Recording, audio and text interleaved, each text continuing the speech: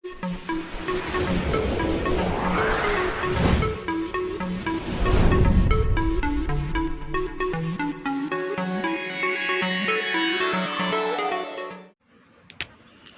Friends, मैं अनिल कुमार बिन, आपका अपना यूट्यूब चैनल टेक्निकल क्लासेस में स्वागत है। आज हम ट्रांसफार्मर का लेक्चर नंबर 3 लेके आए हैं। इसमें हम लोग आज वर्किंग प्रिंसिपल और ट्रांसफार्मर कुछ बेसिक के बारे में कवर करेंगे। तो सबसे पहले बेसिक के बारे में देख लेंगे कि ट्रांसफार्मर का जो कोर होता है वो किसका बना होता है, क्योंकि क्वेश्चन ज़्यादा आता है। तो ट्रांसफार्मर का जो कोर होता है वो सिलिकॉन का बना होता है। इस समय सिलिकॉन हर ट्रांसफार्मर गाँव में जितने भी ट्रांसफार्मर है सब किसका बना होता है, सिलिकॉन का। और जो स्टैंडर्ड लेवल है, हाई लेवल का ट्रांसफार्मर होता है, उसका कोर जो होता है वो CRGO को होता है। और आपसे पूछा जाए CRGO और सिलिकॉन में सबसे ज़्यादा प्रयोग किसका होता है, तो 90% जो कोर होता है या 90% जो कोर होता है वह सिलिकॉन का होता है, और 10% जो कोर होता है वह CRGO का होता है।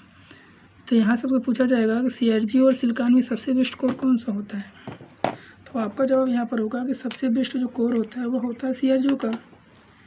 तो कोई कहेगा कि ऐसा क्यों होता है, सबसे बेस्ट कोर CRGO का ही क्यों होता है, तो आप क्या कहेंगे, तो आपका जवाब यहाँ से होगा कि CRGO का जो कोर होता है वो अपने अंदर टीनी मैग्नेट या छोटे छोटे मैग्नेट को चुंबकित करने के लिए, CRGO का जो कोर होता है वो अपने अंदर टीनी मैग्नेट या छोटे छोटे मैग्नेट को एक दिशा में करने के लिए, इस तरह ये दिशा में करने के लिए इनपुट सप्लाई से बहुत कम करंट लेता है। जबकि सिलिकॉन का जो कोर होता है वह अपने अंदर टीनी मैग्नेट को चुंबकित करने के लिए या एक दिशित करने के लिए वह सप्लाई से ज़्यादा करंट लेता है। इसलिए सिलिकॉन के अपेक्षा CRGO कोर बेस्ट होता है, लेकिन काफ़ी कॉस्टली होता है, काफ़ी महंगा होता है। एक बार फिर से सुनिए, आपसे कोई जवाब करे या कोई आपसे पूछे कि सिलिकॉन और CRGO में सबसे बेस्ट कोर कौन सा होता है, तो आपका जवाब होगा कि सिलिकॉन और CRGO में सबसे बेस्ट कोर होता है CRGO का। तो अगर कोई आपसे कहे कि ऐसा क्यों होता है, तो आप कहेंगे कि हर एक कोर के अंदर टीनी मैग्नेट या छोटे छोटे मैग्नेट होते हैं। तो CRGO का जो कोर होता है वो अपने अंदर टीनी मैग्नेट को या छोटे छोटे मैग्नेट को एक दिशा करने के लिए या इस तरह एक दिशा में करने के लिए इनपुट सप्लाई से बहुत कम करंट लेता है। जबकि सिलिकॉन का जो कोर होता है वह अपने टीनी मैग्नेट या छोटे छोटे मैग्नेट को एक दिशा करने के लिए CRGO से ज़्यादा करंट लेता है। इसीलिए सिलिकॉन और CRGO में सबसे बेस्ट कोर जो हमारा होता है CRGO होता है। समझ में आ रहा है फ्रेंड्स आप लोग को? तो यहाँ से CRGO का कोर जो होता है सिलिकॉन से बेस्ट होता है। अब अगला देखिए, आपको किताब में मिलेगा कि ट्रांसफार्मर जो होता है अपने अंदर चुंबक बनाने के लिए 2 से 5% करंट लेता है। ट्रांसफार्मर का चुंबकीय करंट या नो लोड करंट या मैग्नेटाइजिंग करंट जो हमारा होता है वह 2 से 5% होता है। तो यह 2 से 5% जो चुंबकीय करंट दिया है यह सिलिकॉन के कोर का नहीं है, यह CRGO का कोर का है, CRGO के कोर से लिया गया है। तो आपको लिखा सभी जगह मिलेगा कि ट्रांसफार्मर का जो नो लोड करंट होता है वह कितना होता है। तो जो ट्रांसफार्मर का नो लोड करंट होता है वह हमारा होता है 2 से 5%। तो यह जो 2 से 5% लिया गया है CRGO से लिया गया, क्योंकि हम जानते हैं कि CRGO का जो करंट होता है या CRGO का जो कोर होता है वह अपने अंदर टीनी मैग्नेट को चुंबकित करने के लिए बहुत कम करंट लेता है। तो कोर को चुंबकित करना ही नो लोड करंट कहलाता है। अगर आपसे कोई पूछे कि नो लोड करंट क्या होता है, what is no load current, तो आप कहिए किसी भी कोर को चुंबकित करने में कितना करंट लेता है, या कोई भी कोर अपने चुंबकत्व के लिए, कोई भी कोर अपने अंदर टीनी मैग्नेट को चुंबकित करने के लिए कितना करंट सप्लाई से लेता है, वही कहलाता है नो लोड करंट। एक बार ध्यान दीजिए कि जब तक हम लोग सप्लाई नहीं देते तब तक टीनी मैग्नेट हमारे ऐसे होते हैं, कुछ इधर कुछ इधर कुछ इधर होते हैं। तो इसमें चुंबक नहीं होता है, यानी इस तरह इसमें नहीं एन होता है नहीं एस होता है। तो जब जैसे ही सप्लाई देते हैं तो इसके टीनी मैग्नेट करंट लेते लेते एक दिशा में हो जाते हैं, तो एक साइड हमारा एन बन जाता है, दूसरे साइड हमारा एस बन जाता है। तो यह कोई भी कोर जो हमारा होता है वह इनपुट सप्लाई से कितना करंट लिया है चुंबकित करने के लिए, वही नो लोड करंट कहलाता है। यानी कि कोई भी कोर, मैं लिख दे रहा हूँ, कोई भी कोर इनपुट सप्लाई से अपने अंदर छोटे छोटे मैग्नेट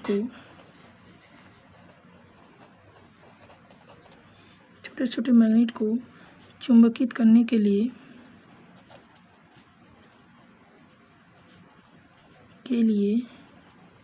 कितना करंट लेता है,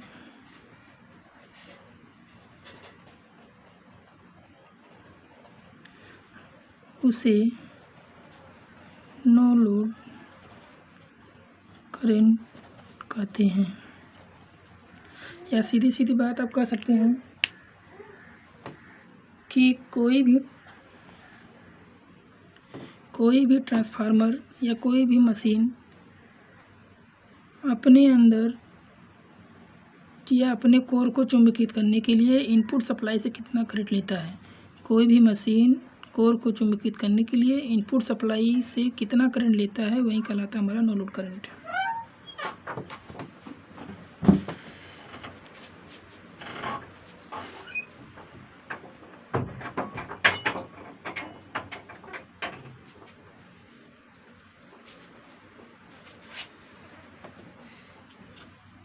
कोई भी कोर इनपुट सप्लाई से कितना करंट लेता है कोर को चुंबकित करने के लिए, नो लोड करंट कहलाता है। अब देखिए यहाँ से हमारा अगला कंसेप्ट आता है कि मान लीजिए, चलिए हम फिगर बनाते हैं। यहाँ से ये हमारा हो गया ट्रांसफार्मर का फिगर।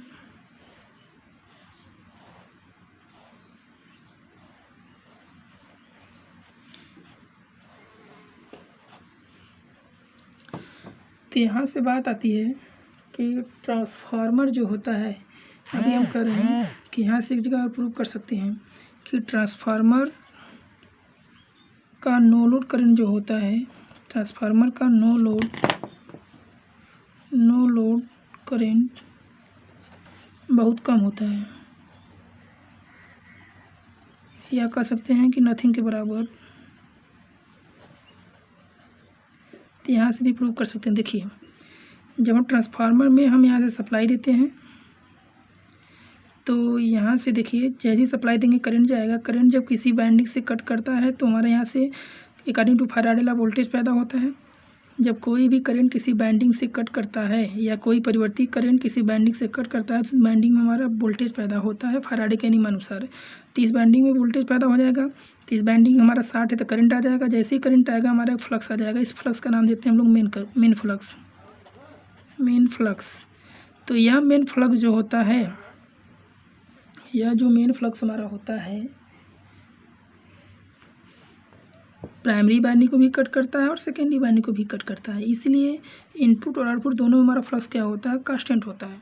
तो आपको हम लेक्चर नंबर 1 में बताए थे कि ट्रांसफार्मर जो होता है कांस्टेंट फ्लक्स और कांस्टेंट फ्लक्स पे काम करता है।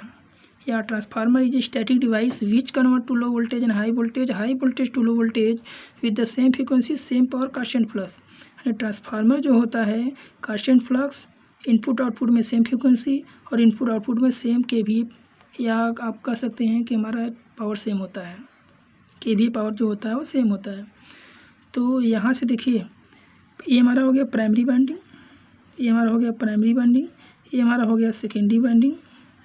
तो प्राइमरी वाइंडिंग और सेकेंडरी वाइंडिंग जो हमारा होता है, यह वाइंडिंग हमारा देखिए अलग हो गया और यह वाइंडिंग जो हमारा हो गया अलग हो गया। इसका कनेक्शन अलग है, सप्लाई अलग है, इसका कनेक्शन अलग है। तो यह प्राइमरी वाइंडिंग और सेकेंडरी वाइंडिंग दोनों इलेक्ट्रिकली कनेक्ट नहीं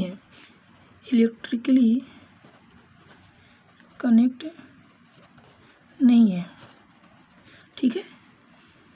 देखिए यहाँ ये जो हमारा इलेक्ट्रिक का जो हमारा कंपोनेंट होता है, इलेक्ट्रिक कंपोनेंट जो हमारा होता है वह होता है हमारा वोल्टेज, करंट और रेजिस्टेंस। और जो मैग्नेट का जो कंपोनेंट होता है वो हमारा होता है एमएमएफ और फ्लक्स। तो यहाँ का फ्लक्स, प्राइमरी का फ्लक्स सेकेंडरी से भी कट कर रहा है तो यहाँ भी वोल्टेज पैदा हो रहा है। तो यह जो ट्रांसफार्मर का प्राइमरी और सेकेंडरी, ट्रांसफार्मर का प्राइमरी और सेकेंडरी दोनों मैग्नेटिकली कपल है, इलेक्ट्रिकली कपल नहीं है। यानी ट्रांसफार्मर का प्राइमरी और सेकेंडरी वाइंडिंग दोनों जो है वह मैग्नेटिकली जो हमारा जुड़े हुए हैं, इलेक्ट्रिकली जुड़े नहीं हुए हैं। आप लोग यहाँ से ध्यान दीजिएगा कि ट्रांसफार्मर का प्राइमरी और सेकेंडरी वाइंडिंग जो होता है वह विद्युतली नहीं, यानी विद्युत या इलेक्ट्रिकली नहीं कनेक्ट होता है, क्योंकि इसकी वाइंडिंग अलग है, इसकी वाइंडिंग अलग है, इसमें कनेक्शन अलग दिया जा रहा है, इसमें कनेक्शन अलग दिया जा रहा है। तो ट्रांसफार्मर का जो प्राइमरी और सेकेंडरी जो है वह फ्लक्स, यही फ्लक्स यहाँ पर है, वही फ्लक्स यहाँ पर है, यानी यही फ्लक्स दोनों वाइंडिंग से कट कर रहा है, तो यही फ्लक्स दोनों वाइंडिंग से कनेक्ट हो रहा है। तो ट्रांसफार्मर का प्राइमरी और सेकेंडरी वाइंडिंग जो होता है वह चुंबकीय या मैग्नेटिकली कनेक्ट होता है। ध्यान समझिएगा, अगर आपसे कोई पूछे कि ट्रांसफार्मर का प्राइमरी और सेकेंडरी इलेक्ट्रिकली कनेक्ट होता है कि मैग्नेटिकली कनेक्ट होता है, तो आप कहेंगे मैग्नेटिकली कनेक्ट होता है। तो कहेगा कैसे, तो आप कहिएगा कि जब हम प्राइमरी वाइंडिंग में सप्लाई देते हैं तो हमारा वोल्टेज पैदा होता है, जैसे ही वोल्टेज पैदा होगा करंट आएगा तो फ्लक्स आएगा। जब यही फ्लक्स स्वयं के वाइंडिंग कट करेगा और यही फ्लक्स सेकेंडरी वाइंडिंग को भी कट करेगा, तो यहाँ यही फ्लक्स यहाँ पर प्राइमरी में भी है और यही फ्लक्स सेकेंडरी में भी है, तो दोनों फ्लक्स जो हमारा प्राइमरी सेकेंडरी दोनों से कनेक्ट हो रहा है। तो ये ट्रांसफार्मर का जो दोनों वाइंडिंग होता है वह मैग्नेटिकली कनेक्ट होता है, इलेक्ट्रिकली कनेक्ट नहीं होता। माइंड में रखिएगा, अगर आपसे कोई पूछे कि ट्रांसफार्मर जो का प्राइमरी वाइंडिंग और सेकेंडरी वाइंडिंग दोनों कैसे कनेक्ट होता है, तो वह चुंबकीय कनेक्ट होता है, विद्युतीय चुंबक कनेक्ट नहीं होता है। ठीक है,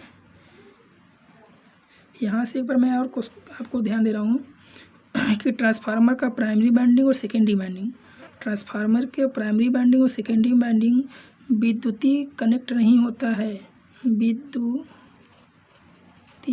या इलेक्ट्रिकली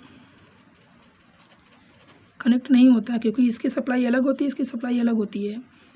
ट्रांसफार्मर का प्राइमरी और सेकेंडरी वाइंडिंग मैग्नेटिकली या चुंबकीय कनेक्ट होता है, क्योंकि जो फ्लक्स प्राइमरी में होता है वही फ्लक्स सेकेंडरी में होता है, तो फ्लक्स हमारा चुंबक का कंपोनेंट होता है।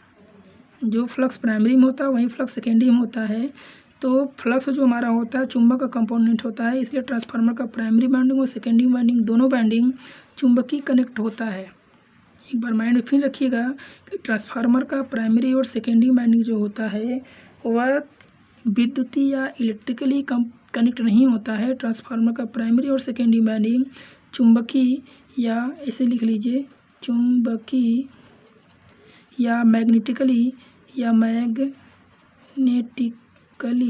कनेक्ट होता है, क्योंकि जो फ्लक्स प्राइमरी वाइंडिंग में होता है वही फ्लक्स सेकेंडरी वाइंडिंग होता है, और फ्लक्स जो हमारा होता है वह मैग्नेट का या चुंबक का कंपोनेंट होता है, इसलिए ट्रांसफार्मर का प्राइमरी वाइंडिंग और सेकेंडरी वाइंडिंग दोनों मैग्नेटिकली कनेक्ट होता है।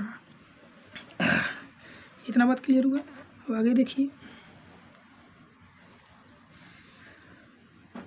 जब यहाँ से क्वेश्चन जनरेट होता है कि ट्रांसफार्मर का इनपुट और आउटपुट रेजिस्टेंस कितना होता है। ट्रांसफार्मर का इनपुट और आउटपुट रेजिस्टेंस कितना होता है, तो यहाँ से आंसर आएगा रेजिस्टेंस जो हमारा होता है इनफाइनाइट होता है। और आपसे भाई ट्रांसफार्मर का इनपुट और आउटपुट रेजिस्टेंस कितना होता है, इनफाइनाइट होता है। तो क्यों होता है, क्योंकि प्राइमरी वाइंडिंग इनपुट होता है, सेकेंडरी वाइंडिंग आउटपुट होता है, तो इनपुट और आउटपुट कोई भी इलेक्ट्रिकली कनेक्ट नहीं होता है। जब कोई भी इलेक्ट्रिक कनेक्ट नहीं होता है यहाँ पर, तो करंट हमारा कितना हो जाएगा यहाँ पर, जीरो।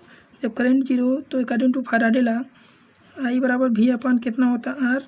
तो आर बराबर हमारा हो जाएगा भी अपान आई, तो यहाँ से हमारा हो जाएगा आर बराबर भी अपान जीरो, तो आर बराबर कितना हो जाएगा हमारा इनफाइनाइट।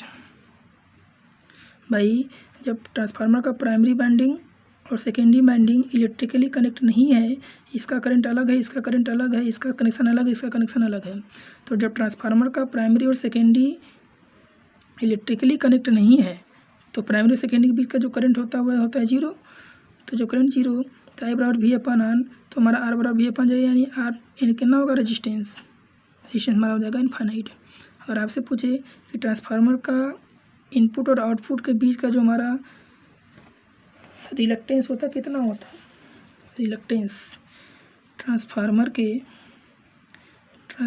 के इनपुट और आउटपुट के बीच रिलक्टेंस कितना होता है। देखिए यहाँ से एक बार ध्यान दीजिएगा,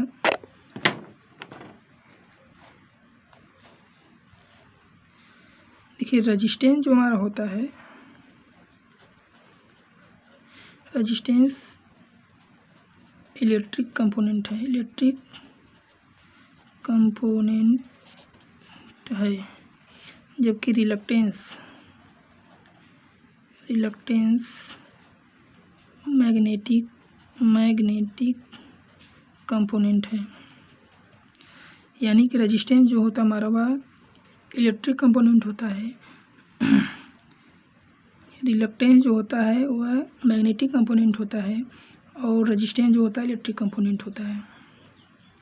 तो यहाँ से अगर आपसे कोई पूछे कि ट्रांसफार्मर के इनपुट और आउटपुट के बीच का रिलक्टेंस कितना होता है, तो ट्रांसफार्मर के इनपुट और आउटपुट के बीच का रिलक्टेंस जो होता है वह S बराबर 0 होता है। ध्यान दीजिए क्यों 0 होता है, क्योंकि ट्रांसफार्मर की प्राइमरी वाइंडिंग और सेकेंडरी वाइंडिंग दोनों चुंबकीय कनेक्ट होता है। जब चुंबकीय कनेक्ट होता है तो यहाँ से फ्लक्स जो हमारा होता है वह कितना होता है, हमारा फ्लक्स जो हमारा होता है वह होता है बहुत ज़्यादा, यानी बहुत ज़्यादा, नियर अबाउट इन्फिनिट के बराबर।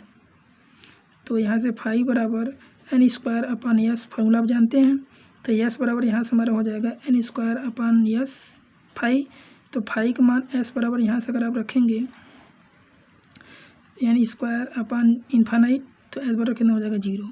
तो यहाँ से आपको क्वेश्चन बहुत ज़बरदस्त आएगा कि ट्रांसफार्मर के इनपुट और आउटपुट के बीच रेजिस्टेंस कितना होता है, वह होता है इन्फिनिट, और ट्रांसफार्मर के इनपुट और आउटपुट के बीच का रिलक्टेंस कितना होता है, वो होता है 0, क्योंकि ट्रांसफार्मर का जो इनपुट और आउटपुट होता है वो हमारा होता है, ट्रांसफार्मर का इनपुट और आउटपुट जो हमारा होता है वह होता है चुंबकीय कनेक्ट होता है, इलेक्ट्रिकली या विद्युत कनेक्ट नहीं होता है। जब विद्युत कनेक्ट नहीं होता है रेजिस्टेंस बहुत ज़्यादा होता है इन्फिनिट, और चुंबकीय कनेक्ट होता है इसलिए हमारा जो होता है रिलक्टेंस होता है वह 0 होता है।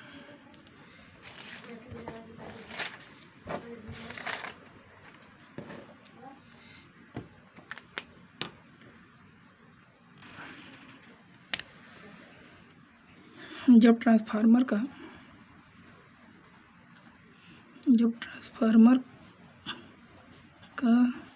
रिलक्टेंस जो होता है हमारा जब ट्रांसफार्मर का रिलक्टेंस S बराबर 0 और रेजिस्टेंस R बराबर हमारा होता है इन्फिनिट। देखिए इसी से क्वेश्चन और जनरेट होगा। और आपसे यहाँ से 2 क्वेश्चन आपका निकल गया कि ट्रांसफार्मर के इनपुट और आउटपुट के बीच रिलक्टेंस कितना होता है, वह 0। ट्रांसफार्मर के इनपुट और आउटपुट के बीच रेजिस्टेंस कितना होता है, वह इन्फिनिट। ये आपके एग्जाम में पूछा जाता है, तो इसको आप लोग वेरी वेरी इंपॉर्टेंट ऐसे क्लियर कर लीजिए। मैं एक बार फिर से कर रहा हूँ कि ट्रांसफार्मर का रिलक्टेंस इनपुट और आउटपुट के बीच का रिलक्टेंस कितना होता है, वह होता है 0, क्योंकि ये चुंबक का पार्ट होता है रिलक्टेंस। ट्रांसफार्मर के इनपुट और आउटपुट के बीच का रेजिस्टेंस कितना होता है, वो रेजिस्टेंस होता है इन्फिनिट, या होता है हमारा विद्युत का कंपोनेंट। तो देखिए यहाँ से ये हो गया हमारा ट्रांसफार्मर का फिगर।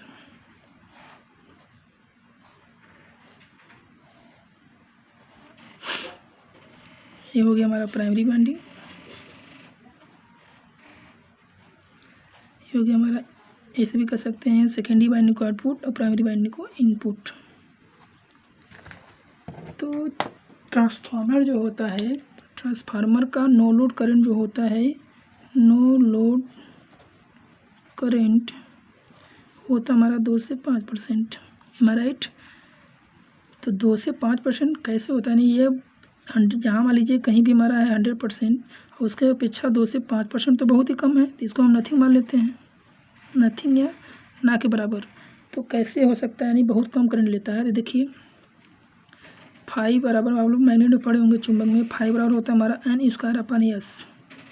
तो ट्रांसफार्मर देखिए प्राइमरी वाइंडिंग में जो फ्लक्स जनरेट होता है, ट्रांसफार्मर के प्राइमरी वाइंडिंग में जो फ्लक्स जनरेट होता है, यही फ्लक्स हमारा जो होता है सेकेंडरी वाइंडिंग से जाके कट करता है। ट्रांसफार्मर के अगर मान लीजिए यहाँ पर इनपुट हम सप्लाई देते हैं, जैसे ही हमारा करंट यहाँ बाइंडिंग में जाएगा फ्लक्स जनरेट होगा, जैसे ही फ्लक्स हमारा प्राइमरी बाइंडिंग में जनरेट होगा यही फ्लक्स सेकेंडरी में जाके कट करता है, तो ट्रांसफार्मर के प्राइमरी और सेकेंडरी के बीच का जो रिलक्टेंस हो रहा है वो कितना हुआ, 0। देखिए यहाँ से बीच कहीं कटा हुआ है, कोर हमारा कहीं कटा नहीं हुआ है। जब बीच में कहीं कोर कटा रहता है तो हमारा रिलक्टेंस आता है, जब बीच में कहीं कोर कटा नहीं है तो हमारा रिलक्टेंस कितना हो गया, 0। तो फाई बराबर हमारा हो जाएगा n² / s।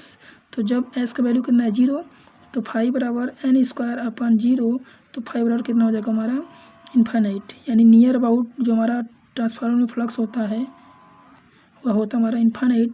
इन्फाइनाइट का मतलब फ्लक्स इन्फाइनाइट, यानी करंट बहुत कम लेगा। यानी ट्रांसफार्मर फ्लक्स का मतलब क्या होता है, ध्यान समझिए। फ्लक्स का मतलब जो हमारा होता है, यहाँ ऊपर देखिए, फ्लक्स का मतलब होता है चुंबक। चुंबक यानी किसी भी कोर में अगर फ्लक्स का मान बहुत ज़्यादा है तो वह कोर बहुत ज़्यादा चुंबकित है। ये माइंड में अपने रखिएगा कि किसी भी कोर में यदि फ्लक्स का मान काफ़ी हाई है, किसी भी कोर में यदि फ्लक्स का मान काफ़ी हाई है, इसका मतलब वो कोर काफ़ी चुंबकित है। तो जब वो कोर काफ़ी चुंबकित हो गया, करंट का मान कितना होगा, काफ़ी कम होगा। ठीक है, बाकी देखिए अगला जो हमारा पॉइंट होगा वो हमारा होगा working principle of transformer. Working principle of transformer. यहाँ देखिए ये हमारा हो गया ट्रांसफार्मर। पहले फिगर बना लीजिए।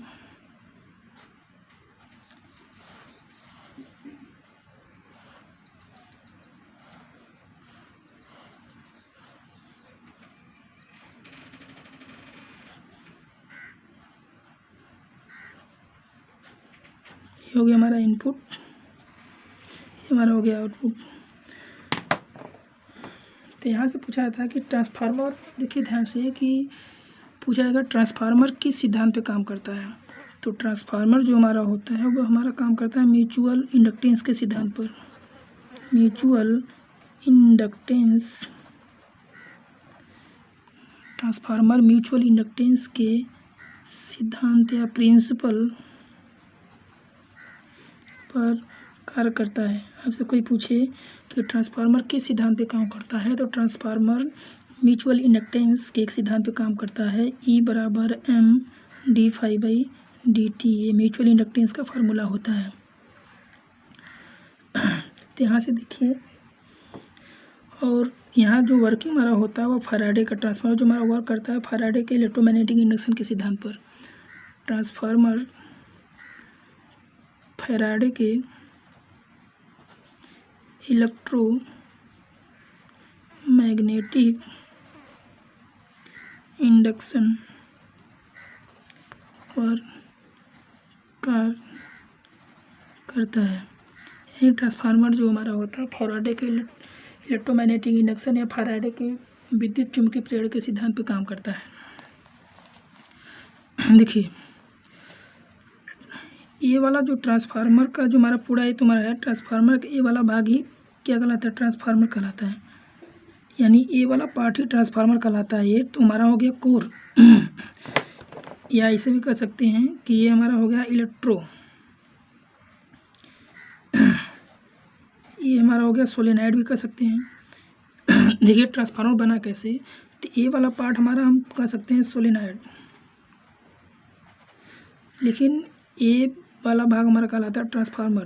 देखिए इनपुट में हम लोग यहाँ से पावर देंगे, या इनपुट मान लीजिए कुछ वोल्टेज हम लोग दिए, इनपुट सप्लाई में कुछ वोल्टेज यहाँ से दिए हम लोग। माइंड में ध्यान समझिएगा ट्रांसफार्मर कहते किसको हैं। इनपुट में कुछ वोल्टेज हम लोग यहाँ से दिए, अब यहाँ से हमारा वर्किंग फैराडे के विद्युत चुम्बकीय प्रेरण के नियमानुसार फ्लक्स पैदा हुआ। तो यहाँ से हमारा क्या हुआ, यहाँ से यह फ्लक्स सेकेंडरी वाइंडिंग में कट किया तो यहाँ भी वोल्टेज पैदा हुआ। तो यहाँ का वोल्टेज कुछ और होता है, यहाँ का वोल्टेज कुछ और होता है। तो यहाँ का वोल्टेज यहाँ ट्रांसफॉर्म हो गया, यानी प्राइमरी वाइंडिंग का वोल्टेज कुछ और होगा। जब यहाँ फ्लक्स कट किया तो यहाँ भी यहाँ का जो वोल्टेज वो कुछ और होगा। तो यह वोल्टेज को ट्रांसफॉर्म कर दिया सेकेंडरी में, यानी प्राइमरी का जो फ्लक्स हो गया यहाँ कट करके सेकेंडरी में ट्रांसफॉर्म कर दिया। तो ये इसीलिए ट्रांसफार्मर कहलाता है। जब तक ये बाइंडिंग नहीं होगा ट्रांसफार्मर नहीं कहलाएगा, जब ये बाइंडिंग आएगी तभी ट्रांसफार्मर कहलाएगा। तो ध्यान दीजिएगा कि प्राइमरी वाइंडिंग वोल्टेज भी दिए हैं और सेकेंडरी में हमारा वोल्टेज हो गया E2। तो यहाँ का वोल्टेज में अंतर होता है। तो यहाँ से यहाँ तक वोल्टेज में कितना ट्रांसफॉर्म हुआ, कितना चेंजिंग हुआ, यहाँ के वोल्टेज से यहाँ के वोल्टेज में कितना चेंजिंग हुआ, कितना ट्रांसफॉर्म किया या कितना ट्रांसफॉर्मिंग हुआ, वही हमारा कहलाता है ट्रांसफार्मर। यानी जब तक वोल्टेज को ट्रांसफॉर्म या चेंज नहीं करेगा ट्रांसफार्मर नहीं कहलाएगा। जब तक वोल्टेज को ट्रांसफॉर्म या ट्रांसफार्म मतलब चेंजिंग नहीं करेगा तब तक ट्रांसफार्मर नहीं कहलाएगा। तो यहाँ मान लीजिए वोल्टेज V है, यहाँ वोल्टेज E2 होगा, तो आप कंपेरिजन करिएगा तो कुछ कम या अधिक होगा, तो यही हमारा होता है ट्रांसफॉर्म करना। ट्रांसफॉर्म करना मतलब होता है चेंज करना। तो इनपुट और आउटपुट से कितना हमारा वोल्टेज ट्रांसफॉर्म हुआ है, यही हमारा कहलाता है ट्रांसफार्मर। तो ध्यान दीजिएगा कि ट्रांसफार्मर जो होता है फैराडे के इलेक्ट्रोमैग्नेटिक इंडक्शन के सिद्धांत पर काम करता है। देखिए प्राइमरी वाइंडिंग, यहाँ से वर्किंग ध्यान समझिएगा।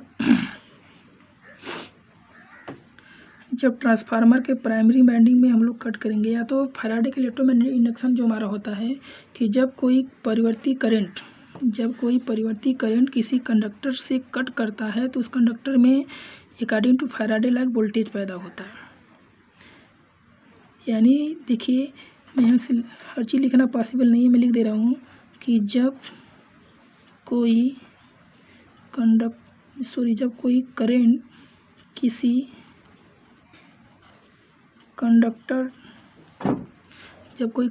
कंडक्टर से कट करता है तब फैराडे के नियमानुसार कंडक्टर में वोल्टेज जनरेट हो जाता है।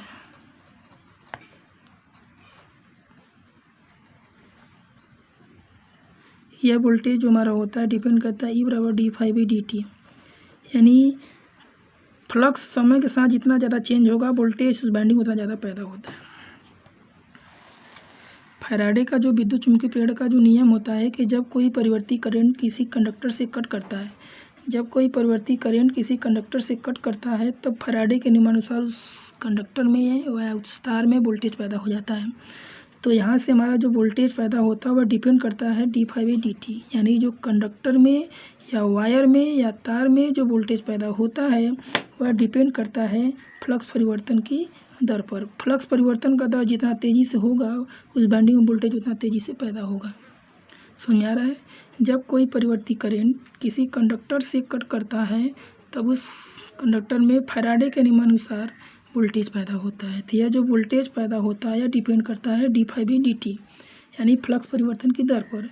फ्लक्स परिवर्तन जितना तेज़ी से होगा उस वाइंडिंग में वोल्टेज पैदा उतना ज़्यादा होगा। तो यहाँ देखिए, तो जैसे ही हम यहाँ से क्या करेंगे, AC सप्लाई दे रहे हैं, करंट हमारा यहाँ जा रहा है, तो जैसे ही परिवर्ती करंट इस वाइंडिंग में जाएगा तो हमारा यह वाइंडिंग से कट करेगा, तो वाइंडिंग में हमारा क्या होगा, वोल्टेज पैदा होगा E1। जैसे ही वोल्टेज पैदा होगा, देखिए सर्किट यहाँ जा रहा है, ऐसे ऐसे हमारा क्या शॉर्ट है, तो यहाँ करंट आ जाएगा हमारा I1। यानी जैसे ही यहाँ से हम AC सप्लाई देंगे तो करंट जाएगा वाइंडिंग के अंदर, जैसे ही वाइंडिंग जाएगा हमारा यहाँ से वोल्टेज पैदा होगा E1 फैराडे के नियमानुसार। जैसे ही वोल्टेज पैदा होगा सर्किट शॉर्ट करंट आ जाएगा, जैसे करंट आ जाएगा हमारा फ्लक्स फाई आ जाएगा। अब यह फ्लक्स जो हमारा होता है यही फ्लक्स सेकेंडरी वाइंडिंग से कट करेगा। जैसे ही कट करेगा तो सेकेंडरी में वोल्टेज पैदा हो जाएगा E2। अगर हमारा सेकेंडरी का सर्किट शॉर्ट है तो करंट आएगा, अगर सर्किट शॉर्ट नहीं है तो करंट नहीं आएगा।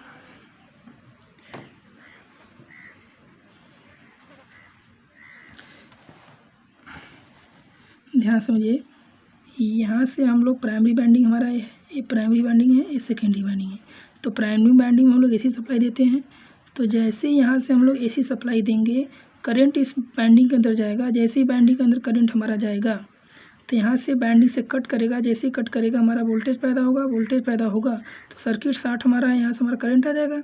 जैसे ही करंट आएगा तो हमारा खुद का फ्लक्स जनरेट करेगा, तो हमारा यहीं तो कोई फ्लक्स सेकेंडरी से भी कट करेगा तो यहाँ भी वोल्टेज पैदा होगा। किसके अनुसार, फैराडे के अनुसार, क्योंकि फैराडे कह रहे हैं कि जब कोई परिवर्ती करंट या फ्लक्स किसी कंडक्टर से कट करता है तो फैराडे के नियमानुसार उसमें वोल्टेज पैदा होता है। तो जैसे ही परिवर्ती करंट इसके अंदर जाएगा तो प्राइमरी वाइंडिंग में हमारा क्या होगा, एक वोल्टेज पैदा होगा, और यहीं फ्लक्स हमारा सेकेंडरी से कट करेगा तो सेकेंडरी में वोल्टेज पैदा होगा, और सेकेंडरी का सर्किट शॉर्ट रहेगा तो सेकेंडरी में हमारा क्या होगा, करंट आएगा। अब देखिए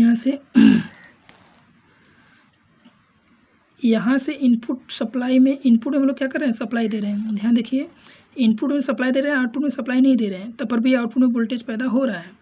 तो इनपुट में जो वोल्टेज पैदा होगा ये खुद के फ्लक्स के कारण पैदा हो रहा है। इनपुट में जो वोल्टेज पैदा हो रहा है खुद के फ्लक्स के कारण वोल्टेज पैदा हो रहा है, जबकि सेकेंडरी में जो वोल्टेज पैदा हो रहा है खुद के फ्लक्स के कारण नहीं हो रहा है, प्राइमरी के फ्लक्स के कारण हो रहा है। ध्यान समझिएगा, प्राइमरी वाइंडिंग में जो हमारा वोल्टेज पैदा हो रहा है खुद के फ्लक्स के कारण पैदा हो रहा है, जबकि सेकेंडरी वाइंडिंग में जो वोल्टेज पैदा हो रहा है प्राइमरी के फ्लक्स के कारण हो रहा है।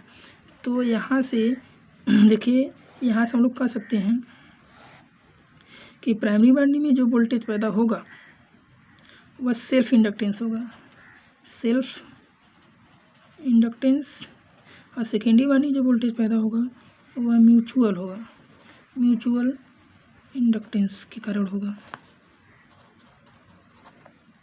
यानी सेल्फ इंडक्टेंस ई बराबर हमारा होता है L D phi B D T, और म्यूचुअल इंडक्टेंस होता है हमारा ई बराबर एम डी फाई बी हमारा होता है डी टी। यानी प्राइमरी वाइंडिंग में जो फ्लक्स होता है वह स्वयं के कारण कट करता है, तो प्राइमरी वाइंडिंग जो वोल्टेज पैदा होगा वह सेल्फ इंडक्टेंस स्वयं के फ्लक्स कारण होता है, और सेकेंडरी वाइंडिंग जो वोल्टेज पैदा होता है म्यूचुअल इंडक्टेंस दूसरे कारण होता है।